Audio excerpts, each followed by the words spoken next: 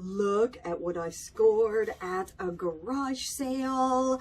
A very, very cool and vintage stand mixer. So let's go unbox it, clean it up, and see if it works. So I scored this fabulous mixer from a couple of Italian nonnas that always have the best garage sales in my neighborhood, and I always find wonderful vintage items, and they always give me great prices. So the mixer is all ready to go, and I'm gonna try for the first time ever to make some vegan meringues. So I have 6 tablespoons of water from a can of chickpeas, which is called aquafaba, I believe, which is a cool name, plus a 1/4 teaspoon of cream of tartar. And I don't really know what this is, cream of tartar, but I have it, so that's good because that's what the recipe calls for. And 1/2 cup of regular plain old white sugar. So now let's see if this is going to actually do its job. Okay, so first we're gonna pour in the chickpea water, and apparently we have to start mixing that first.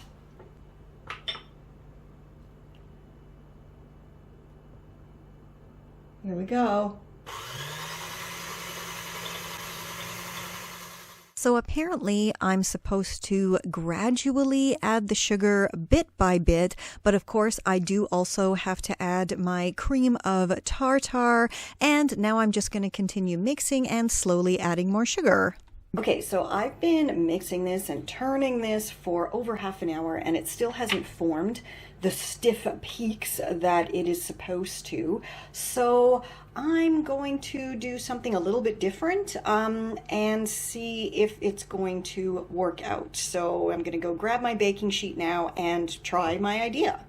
So because I couldn't do like nice meringue shapes, I just put down some parchment paper and then spread my batter as evenly as I possibly could. And now I'm gonna pop it in the oven.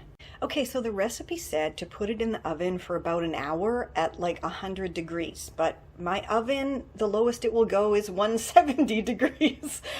So yeah, so that's what I did. There it is in the oven, and I'll come back and check on it every 10 minutes or so, and we'll see what happens. So after about an hour and a half, it looks done and it smells fantastic. So I'm gonna let it cool off and then we're gonna give it a taste test. Okay, so they didn't come out as perfect meringues whatsoever, but you know what? It still tastes awesome. Absolutely delicious and perfect with strawberries. So, I mean, you can't get any better than that. And now I know my mixer works. So I think maybe next time I might add a little more cream of tartar. I don't know. If you know the best way to do vegan meringues, do let me know down below. But in the meantime, I'm still going to enjoy these because even though they might not look perfect, they taste divine. This is Confessions of a Refashionista.